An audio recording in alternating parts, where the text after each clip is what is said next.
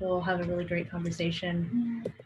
Yes, this meeting is being recorded, so just so you're all aware of that, it'll probably be posted on the YouTube channel. So if you would rather not have your face, feel free to turn your camera off. Okay, so Kate had created this wonderful kind of how-to guide for doing your trash audit. And I think the trash audit is a really great place to start, especially following the UC announcement about reducing plastic waste on campus. And so I think that's really great, but a lot of us aren't on campus right now. So we're thinking about what can we do to reduce our waste when we're at home to kind of support this initiative that's going on campus right now. So if you didn't complete the trash audit, that's totally okay. I think we could still have a productive conversation just based off of like what your habits are. But what the trash audit is it's basically for a period of time, I think the guide said a week, you monitor what you're throwing away in the trash, what you're recycling, what your food waste is, and you're kind of evaluating and tallying up what your biggest areas of waste are. And so I think this meeting is really going to be kind of an open discussion where we can share our findings. And if you didn't do the trash audit, that's totally okay too. You could share kind of what you feel your biggest waste areas are. And we're also probably, so we're going to share our findings, and then I think we'll also probably list what strategies we do right now to try and reduce our waste, share our hurdles, ask questions, and learn from each other, because I think it's really important to note that many of us are striving for low waste or zero waste, but a lot of us aren't perfect, and it's okay to not be perfect. And I think some of our hurdles might be win areas for other people. And so kind of having this space to share openly, I think is really useful. I've always found it useful to hear what other people are doing. That kind of gives me inspiration for how I could reduce my own waste. So we all can try to reduce waste where we can. It doesn't really matter how small your changes sound. I think we can all start somewhere, and we're not aiming for perfection. We're just aiming to reduce our waste in general. So I think I can kick off the conversation just by sharing my findings. And I kind of shared that a little bit before the start of the meeting, but my biggest waste area from doing my trash audit is paper products. So I've already known this to be the case, especially paper towels. And so I've been kind of trying to reduce that. And the way that I've done that is by having a bunch of rags available. So I think for me, my hurdle is that I want to have something clean, quote unquote. So like I want to have a fresh paper towel to clean with every time that I'm cleaning. And I think that the idea of continuously using the same rag over and over again kind of grosses me out. And so what I've been trying to do is just keep an abundance of rags that I cut out from old t-shirts so that I can replicate that fresh and clean feeling. So I use one, I throw it in the hamper, and then I can grab a fresh and clean one. I haven't figured out how to do that yet with tissue papers. I feel like it's the same philosophy, but that to me is even more of a mental hurdle. So that's my biggest waste area right now is personal use tissue papers for blowing my nose into.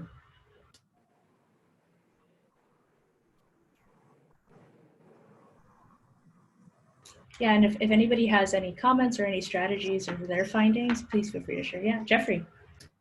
Oh, good. We're on mute. Okay. My first waste audit was in. Can you hear me with the mask on? Okay. My first waste audit was in college, and I've done them ever since, which I won't say how long ago it was. But it's been interesting to see the changes in the years of areas I've improved on and areas I've gotten worse at. One thing that I've noticed now are convenience goods. A great example was one that I saw this last weekend was a sushi to go plastic container from the supermarket. And got it and I said like, oh, this is my treat. This is my treat for myself. It's a relatively healthy food item. But unfortunately, everything in that sushi container, all the trash was very hard to recycle. Even if you would, let's say you wanted to recycle the plastic, which you probably could have recycled one of the, I think the top part of the plastic is recyclable, if I remember correctly. You do need to use, like you said, a paper product or some cleaning product to wipe off the very yummy leftovers. And so you're using another product to clean it. And then you have, all the other, plastic, what you want to call them, chopsticks. You have all the leftover condiment packages. And so unfortunately, I ended up with one piece of plastic that was recycled and then a bunch of others that went to the trash. And so the ratio is really bad. And so one of the things that, and I see this all the time, especially when I'm with my kids, and we get like one of the grocery store containers of muffins or cookies or whatnot, these convenience goods, and they're always wrapped individually, even though they're in a box. And so one thing that I think is something that we can do better as a group of people in our family, and definitely for anyone else, is to plan and to do simple things like meal prep ahead of time, because in that way we're using our own containers. If we make our own cookies instead of buying them at the store, then we're obviously going to keep them in our own Tupperware that we'll use over and over again. And so one of those things, I don't know if you'll ever be able to get to a point where you can go to a grocery store and say, hey, can you put a dozen cookies in my home bought bag? But at least we can find a way to still have the same comfort and same level of consumer convenience while still being planning to not need those one use or single use items. And I think that's planning to find a way to say, I'm not going to do spur of the moment shopping. I'm going to plan ahead so they don't even have the opportunity to be wasteful. Yeah, that's a great point about meal planning and planning ahead. And I definitely agree that there is a big time convenience. And I did want to say that I feel like a lot of times when it comes to making sustainable choices, there's a lot of privilege involved in that. So if you have the privilege of having extra time or having enough time to do a comprehensive meal prep or to kind of plan ahead and do the strategies rather than maybe you only have 5 minutes and you have to eat something and you have to run to the store. So there is, I really wanted to acknowledge that having the time to plan ahead.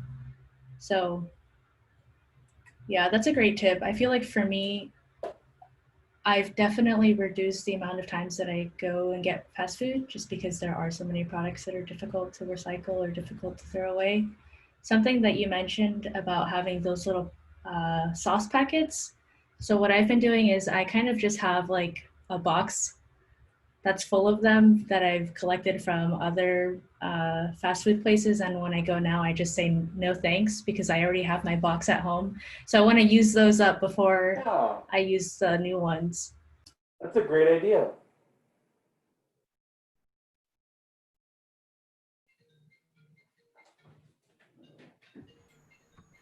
Yeah, I'll jump in here on the topic of food and packaging. And so something that I noticed this last trip to the grocery store was the cereal aisle, and how we almost take it for granted that I brought my cereal to show you. Cereal usually comes in a box, right? And then inside there's a plastic, package that is sealed to keep bugs out. But I also noticed that some brands have actually done away with the cardboard box.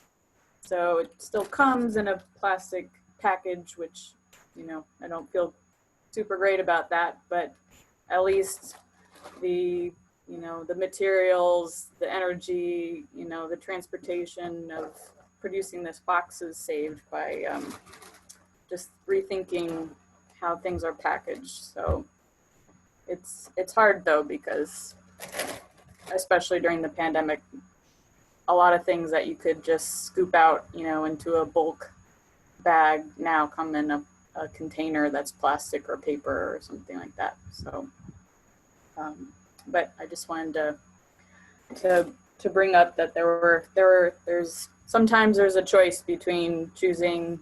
Here's one of my other big waste areas is dental floss, because well, I try and keep my teeth really healthy, but because of that, usually floss comes in a plastic container.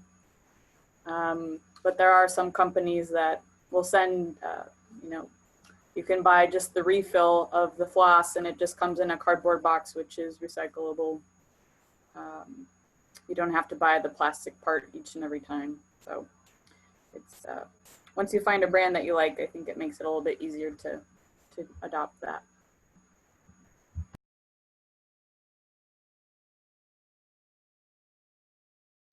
Yeah, floss for me definitely is another big waste area. One that sometimes I don't even consider because the little strand is so small once you are finished with it, but if you're using it every single day, it does add up. I've also heard water picks too, but I've been told by my dentist that it is not a replacement for manual flossing. So I'm still kind of on the hunt for floss options.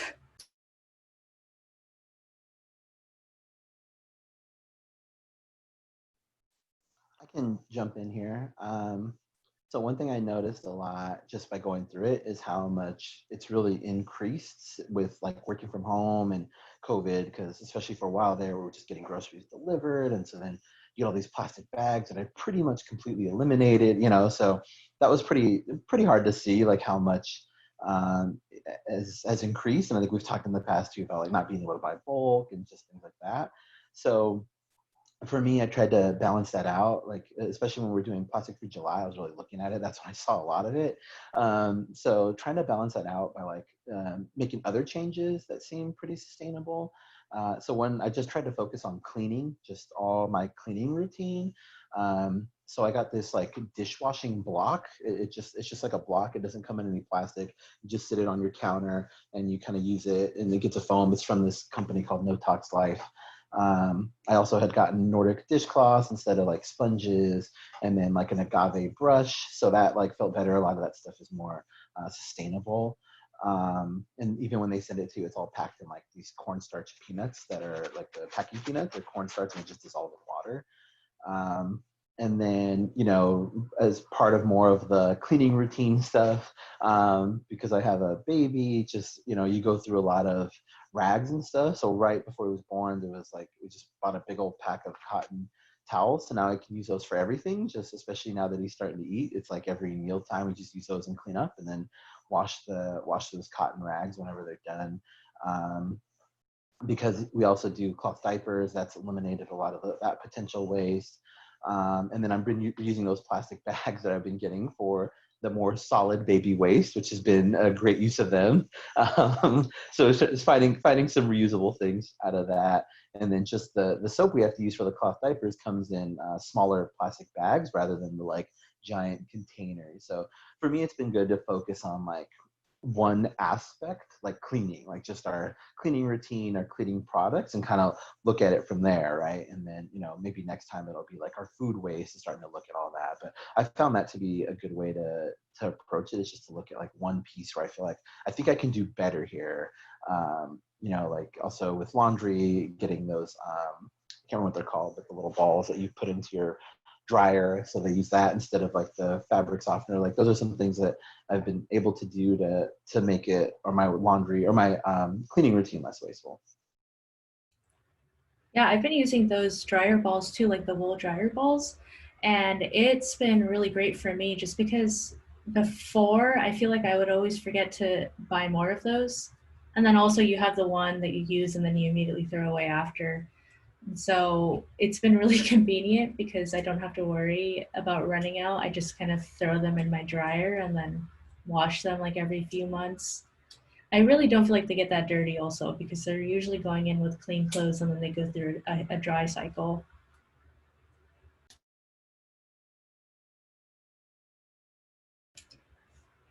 Yeah, any other problem areas or like biggest any revelations that came from doing the trash audit? or the waste audit, or if you didn't complete it, if there's a problem area or an area where you notice. Yeah, go ahead, Kim. I'll show you what my problem is. Chips. I eat too many of these. No. So that is my problem area, and I know what I need to do. Start making kale chips. I mean, I didn't do it this week, but I just kind of looked in my trash to see what's in there. And luckily I have a little compost at home with worms. So a lot of my trash, you know, veggies and that type of stuff, I'm able to convert into the backyard. But that was my, you know, like you said earlier, like the tissue, that of course I have a lot of that. And then just the plastics, like everybody's kind of already mentioned, with the dental floss or the plastic that comes around like a hummus container, or, you know, cereal bags and stuff, like, you know, the inserts.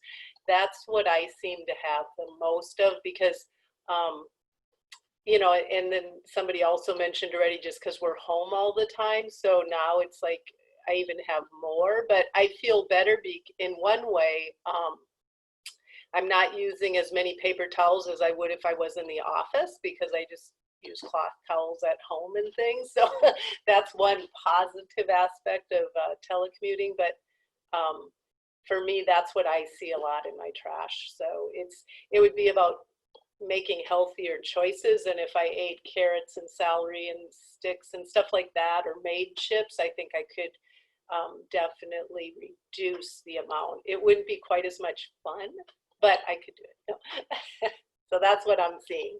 And I loved everybody's ideas. I mean, Daniel, the part about and somebody mentioned it too, about just focusing on one area, I think is wonderful, because sometimes it does seem just overwhelming to think of doing it all at once. So I really like that. And Cindy, about like cutting the t-shirts into cloths and just having them available, I think is a great idea. So thank you to all for your sharing. I'm going to piggyback Kim, because I am buying a lot of granola. I buy a lot of granola just in general, and I go through probably a bag a week, and I started feeling badly about it. So for my last shopping trip, I bought the ingredients to make granola. I just ran out this morning, so I guess I'm either not eating granola tomorrow morning or I'm baking it tonight. So we'll see how that goes. Obviously, I had to buy all of the ingredients, so there's all that packaging, but I feel better about the fact that I'm going to be able to get more out of each batch, right? Than I would if I was buying the individual bags. So I took the leap, Kim. You can do it. Yeah, that's such a great comment, Jen. I feel like a lot of times there's so many products that we can't avoid buying that have packaging. And so one thing that we can do is to buy in bulk, right? To like buy these larger amounts that come with the same amount of plastic or less plastic than if you were to go out and buy like like for vinegar, buying a big jug of vinegar, if you know you use that often, is oftentimes less wasteful than buying multiple smaller sizes. I'm going to jump in. On that note, it's actually cheaper as well. I constantly get made fun of because I live alone and I still shop at Costco for all my stuff.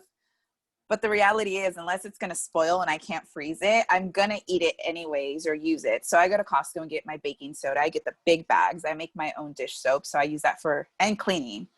But like tons of stuff like that, spices, anything that's not perishable. And a lot of things you can also freeze that a lot of people don't realize. I don't drink cow's milk, but when I did, that was something that I realized you can actually freeze that. Not a lot of people know about that. So there's all these different things that you can actually freeze that people are unaware of. So you can buy bulk, so it's cheaper, and then you're also using less of the packaging. But my biggest issue is definitely with the packaging of produce at times. But I've also learned that certain stores are easier. So for example, Sprouts has a lot of stuff that are just loose where you can just grab them.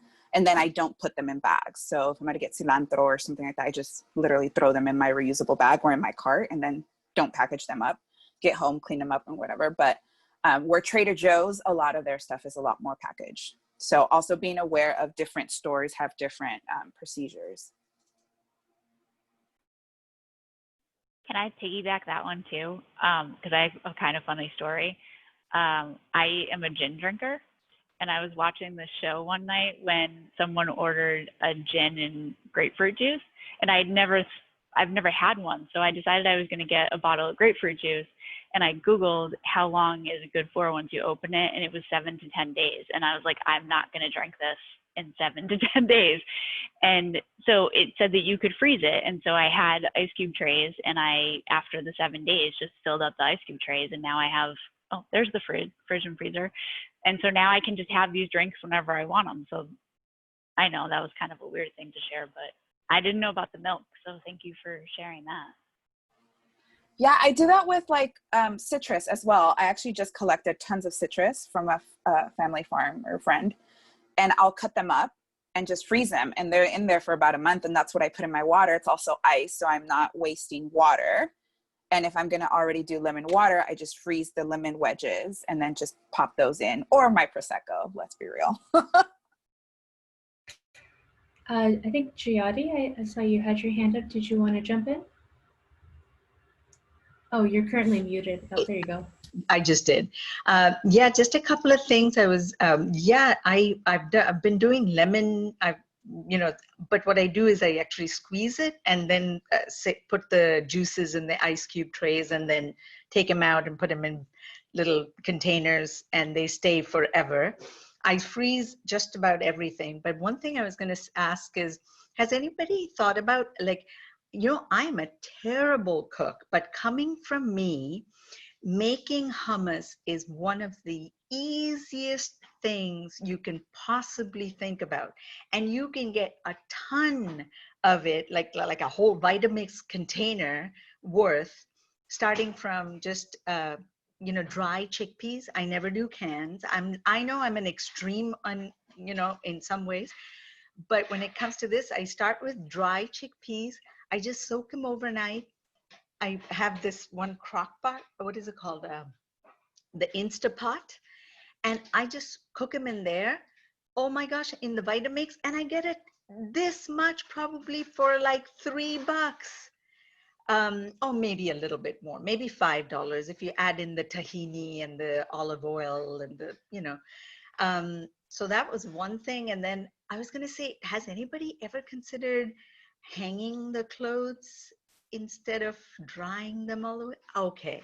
So what we have been doing for years and years, and I actually have two boys who are now 22 and 25, but they've been doing it since they were teenagers. And I know it's, some things we can, that we can embrace might be harder for the younger ones, especially the teenagers who don't, have that much patience or whatever. But they've been, because if they don't know any other, or sort of like, if this is the practice, they've been doing it without really, complaining. It's just has been our way. So what we do is, when we take out the clothes out of the dryer, out of the washer, I mean, most things like, undies and things like that, they just go straight out to the outside. But things like, say, some shirts, we don't do very many dress things, but like there are some things that, we want to take out the wrinkles. So I just throw them in the dryer for like maybe 10 minutes. And then we take them out and hang them and put them outside. And they come out like, we haven't used a full dryer. The only thing that I do use the dryer to almost completely dry is because, the person who helps us do some cleaning, she always says the microfiber cloths, she really likes when those are dry because the lint gets taken out. But that's the only exception that we make for the dryer. I have a question about drying. So I think for me, I wasn't really aware about how much energy the dryer uses to just to run one cycle. And so what I've been trying to do is to wait until I have a full, like a very actually full load Yeah. before I do my clothes, because I used to kind of just like, I used to be really bad at this. And so what I'm kind of embarrassed, but what I would do is I would put my clothes in at night and I would forget about it. And in the morning I would be like, oh, they're all wrinkled. I'll just run it again to get the wrinkles out. And now, like, you know, with all the things that I've learned recently, I feel so bad about that. And so I've been thinking about how to hang my clothes up to dry. The only hang up that I have is like, I've done it in the past and I feel like the clothes is kind of like hard. I don't know how to explain it, or like crispy, especially when you compare it to something that's been in the dryer. So I'm just wondering if you guys, if anybody has any experience with that, because that's my hang up. I'm kind of particular about stuff like that. I found that's the case with towels, especially, Cindy. So I just try not to leave them out too long. But my clothes usually come out pretty well, as long as they're not out there for 6 to 7 hours in 90-degree heat. But towels do tend to come out a little crispy. I know what you mean. Yeah, and I do agree with that. I know what you mean as well, but eventually it comes down to what is your priority, you know? And my priority is this, so much so that today it doesn't bother me at all to have something. And, you know, when I put it on, maybe it's a little bit, and I know exactly what you mean, but maybe it's a little bit more. But once I put it on and, you know, I move around, I don't, you know, today I don't even feel the difference. But years ago, when I first started, perhaps I did see that. But to me, that this was much more important, that I was willing to make that little, yeah, sacrifice.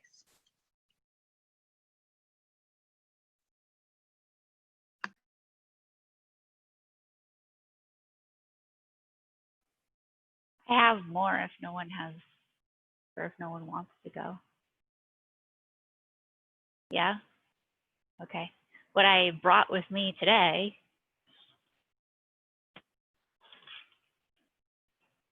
So I've been telling people that shopping online and having deliveries is okay during the pandemic. Not to say that it's not okay at other times, but I think we feel overwhelmed by the virus, and sometimes it's easier or more comforting to have deliveries. And for those who are ordering from Amazon, I'm not going to say that you shouldn't, but my recommendation is that you try to bundle your orders. So there is a subscribe and save option, which you can figure out the frequency that you need items delivered to you. You also have an option to have all your deliveries come on one day of the week. So, for those of us that have Prime, I think it kind of ruined us, because you can do a one-click option and order whatever you want whenever you want it, and that's not sustainable. But when you do get these items and you do have air cushions in the box, what do you do with them? Because you can't bring them to the Sustainability Resource Center because we're not open. That was the call I just took. Someone wants to know where they can compost on campus. Yes, SRC calls come to my cell phone. So if you want to reach me, call the SRC. But, I haven't been bringing these to the grocery store because admittedly I'm not going to the grocery store and having my groceries delivered, just to reduce that, the multiple touch points there. You could bring them to the grocery store if they're collecting plastic bags as plastic film. So that is an option if you want to do that. Through our Green Labs program, I had a lab at SIO once tell me that one of the researchers is bringing their dog to the lab, and they decided to cut the tops off of the air cushions, and because they're still connected, they're just like poop bags, and that's what they're using. Instead of buying rolls of poop bags, is they're using the air cushions and doing the exact same thing they would do if they bought them from a pet store. And so I wanted to share that because even though I've known this for a long time, that was sort of a challenge for me to start doing for no particular reason. I just, even though I was aware of it, it was a good suggestion. I haven't been doing it. And one day I was like, I'm going to try this. And it works. If you have a relatively small dog, it works. And so I'm doing it now. And it was just one of those challenges I had to get over. Baby steps. I'm gonna jump in. I have a couple of things to share.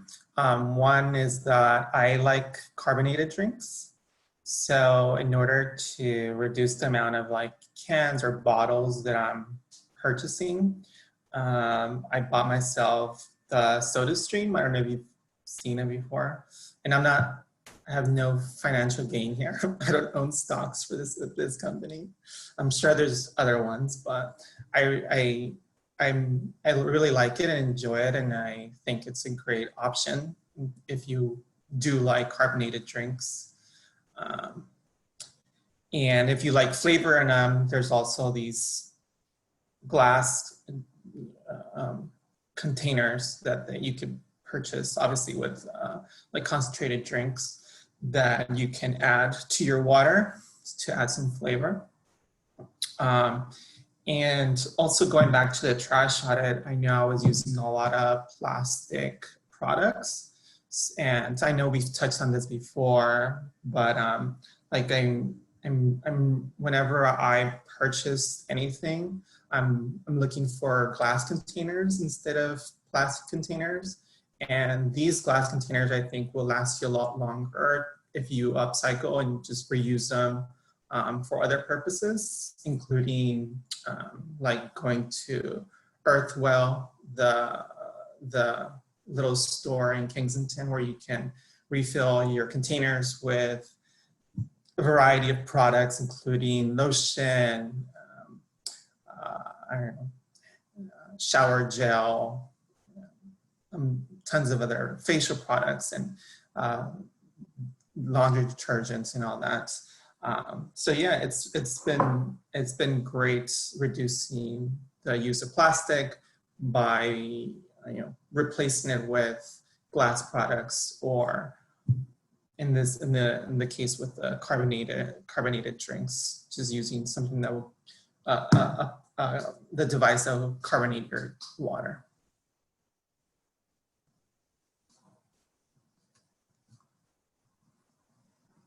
Does anyone else have a Soda Stream? Octavio, how long have you had it? About 3 months. Have you had to replace the cartridge yet? Not yet. Yeah. So I used to bring them, there's a refill program through Bed Bath & Beyond. So if you bring in the empty cartridge, they'll give you one that's refilled and it's cheaper. And if you save Bed Bath & Beyond coupons, you can use them on that. Okay. But the last time that I went to Bed Bath & Beyond, they were out. So I decided to go online and I found, I think it's called Soda Sense, but I can look it up and message it to you. But they have a program where you pay and it's like kind of a membership. So when you send in 2 canisters and they send 2 back to you. Yeah, I hear Target, I read that Target also does replacements. Oh, good. Yeah, I mean, I don't even know what you would do with the canister. It would have to be, I think, hazardous waste if you wanted to throw it out, so. Yeah.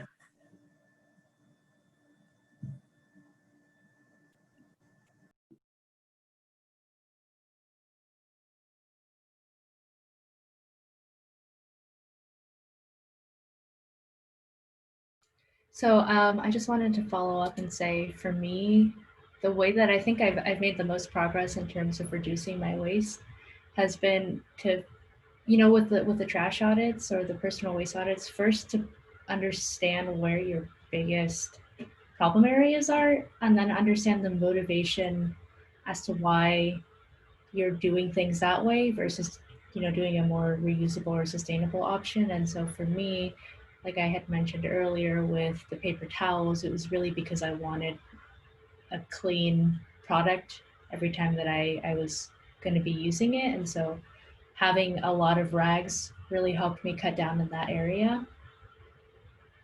So that the trash audit or the waste audit has been really helpful for me in that regard. And one thing that I'm now switching to tackling is reducing plastic wrap, because I cook a lot at home, and I usually will like cut a lemon in half and use half a lemon just to garnish a dish, and then the other half I just plastic wrap, throw it in the fridge, and it's really convenient, right? And I think for me and for a lot of people, that convenience is really what motivates us to continue using these single waste or these single use products. And so what I've been doing is I've been keeping all of my plastic containers that come in, like that you get your yogurt in, and that other items come in, and I've just been using those to store my leftover food or like my little lemon wedges that I'm not going to use up that day. Um, and that's really helped me a lot. And I think initially I was like, oh, I need to go out and get beeswax wrap.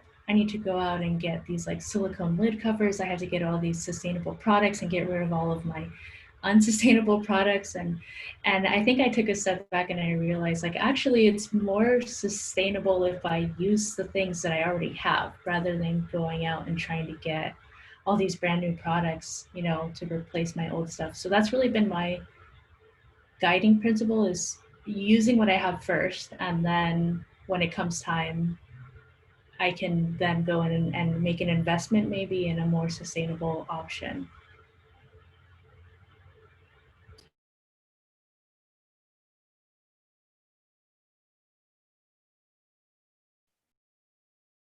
I'd just like to add to that that I think I intentionally consider something before I throw it away if I can use it for something else or if I can use it again.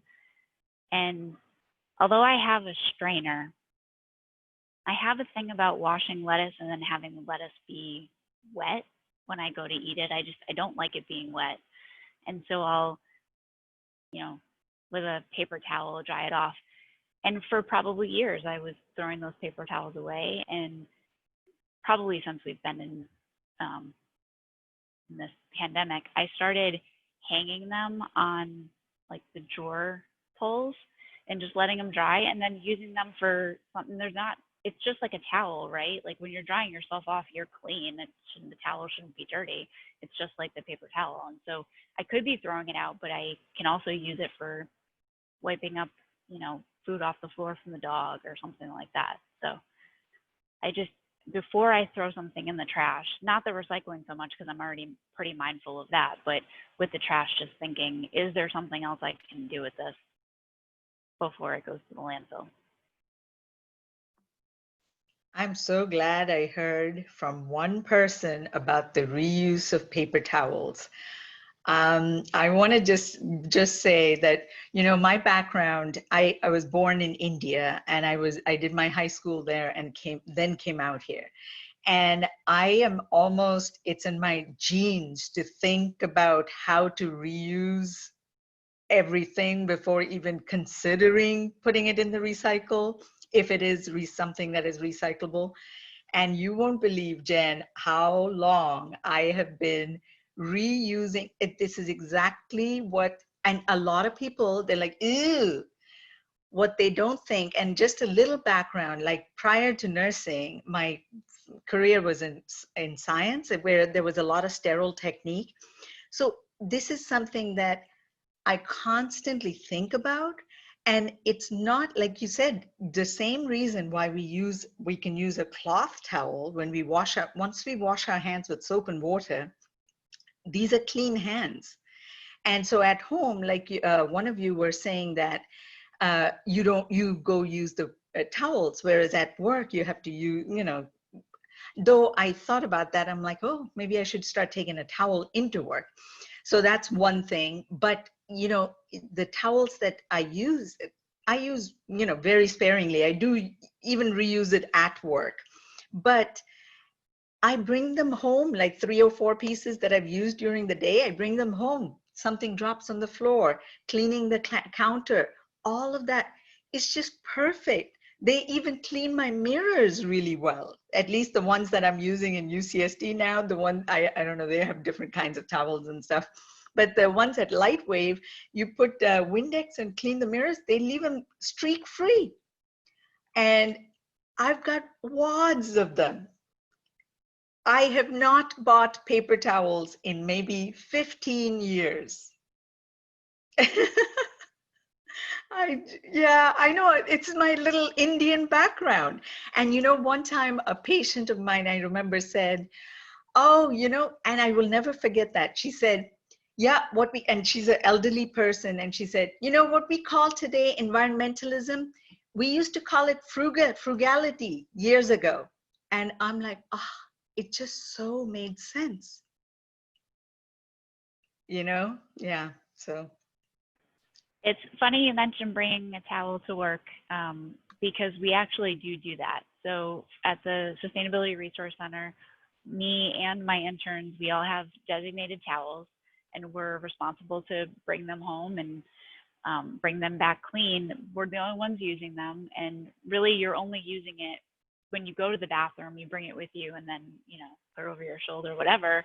And we get lots of looks when we're in the bathroom with our towel, but I don't care. I hope someone likes the idea and copies us. And we do, hi Lorax.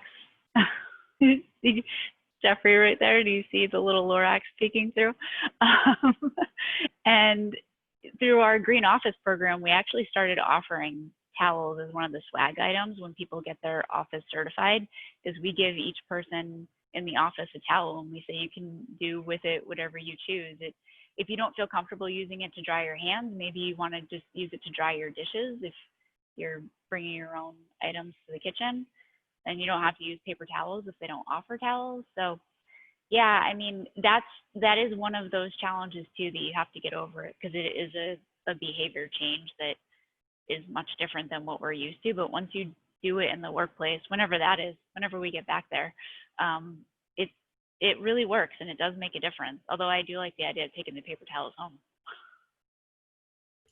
Can I piggyback, because I just recently created like a new towel system for myself, and my towel system is kind of like this like tiered towel approach, right? So I have a fresh clean towel. I use the fresh clean towel that just came out of the wash. I use that to dry my dishes and to dry my hands off after I wash my hands. And then once that towel gets to a stage where it's kind of a little bit too dirty in my mind to dry dishes, I then move it to a different area, which is like, okay, this is now the countertop spill cleaning towel. And then after it gets past that point, it's like, okay, this is now the towel that I use to wipe up the floor when I spill something.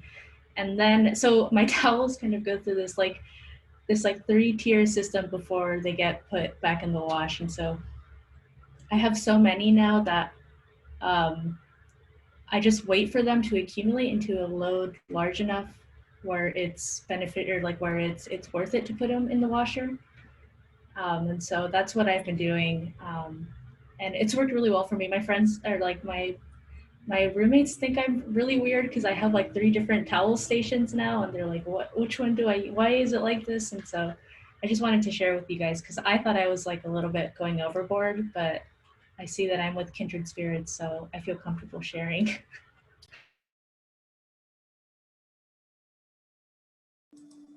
Somewhat related to all this, I have a lot of indoor houseplants, and even though you don't see any in my background, and so I instead of just just using new water to water my plants, what I started doing, because this was also bothering me, was that how sometimes it takes like half a minute to a minute sometimes for the warm water before you shower to come out. So I bought a bucket and I keep it in my bathroom, and I don't let that water go to waste. I actually just allow the water to fall in the bucket, and then I use that water to water my plants instead of just wasting it. And if you were to do that, you see how much water we kind of waste just by, the inconvenience or the pain we feel if we just jump in the cold water. For those that don't like the cold water, at least I don't.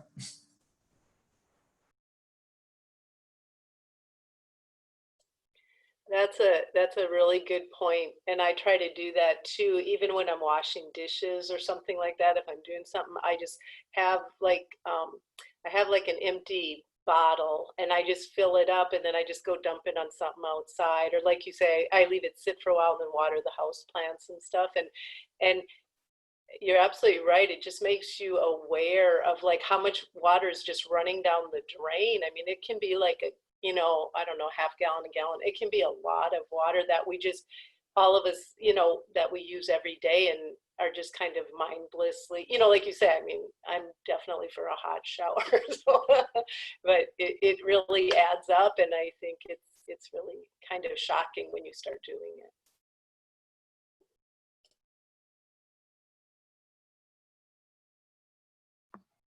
Yeah, I have a xeriscape garden, so my plants would never get any water if I didn't collect the water in my sink. I have a little bucket in the sink under, in the kitchen sink, and every time we wash hands, or I mean, uh, not if we're using soap, but like, vegetable wash or any of that, all that goes outside. Those plants otherwise would not, they'd wait 9 months to get some, winter rain. um, and then one other thing I was going to say, how I think Jen talked about, like, you get weird looks when you take the towel in. I actually, I thrive on those looks that yes, I know that there'll be, for 100 looks I get, if there is one look that converts into going, I think it's all worth it. One of the things I've been doing for years is we do eat some bread, not a lot of bread, but like and how they come in the plastics. And I know that, there are some places where you can just go and get just the loaf, but I haven't gotten to that yet. Because along with it comes the much higher prices as well. But when the loaves of bread, the plastic that the bread comes in, I've been, at least prior to pandemic, I've been using those for my, at Sprouts, for example, instead of taking their bags, I just take my bread bags. And only thing, when I first started doing it, the check cashiers would have a little trouble because they see a bread, they're so kind of conditioned to kind of scanning. So they'll start scanning and it's like, oh no, there's green beans in there. And so they, but so I learned to just tell them in advance, oh, I reuse my bags. So as they're taking it, I'm like, cilantro, green beans. I just mention, say what it is. And then and people have gotten so, I don't get the same kind of looks anymore as much. I mean, I'm sure there are people who are looking at it going, what is wrong with her? But like I was saying, for 100 looks, if one goes, I think that's, worth it. Yeah, that is so true. Thank you for sharing. We just have a few minutes left, so I really wanted to thank everybody for joining us today. There's some really good tips and insights, and I've certainly learned a lot in areas that I haven't really thought about before. So I just really wanted to thank you all. And I also wanted to say, if you're interested in reducing food waste, the city of San Diego is putting on a series of free workshops that talks about how to start your own backyard compost or how to start worm composting if you're interested. So I'll post a link here. And as always, if anybody has any insights, feedback, or questions or anything that they'd like us to cover in future meetings, we are open to that. You can email us at ssn@ucsd.edu. We'd love to hear from you. And yeah, so I just want to be respectful of everyone's time. I'll probably hang around for a few minutes if there's any additional questions or comments or feedback or anything like that.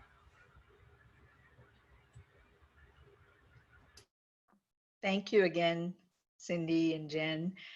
There is one question I had emailed Barbara, but I didn't get a response back. And I was just wondering, why are the temperatures in some of these UCSD buildings maintained at such a low number? I mean, we are freezing, and it just almost seems like the hotter it gets outside, colder it seems to get inside.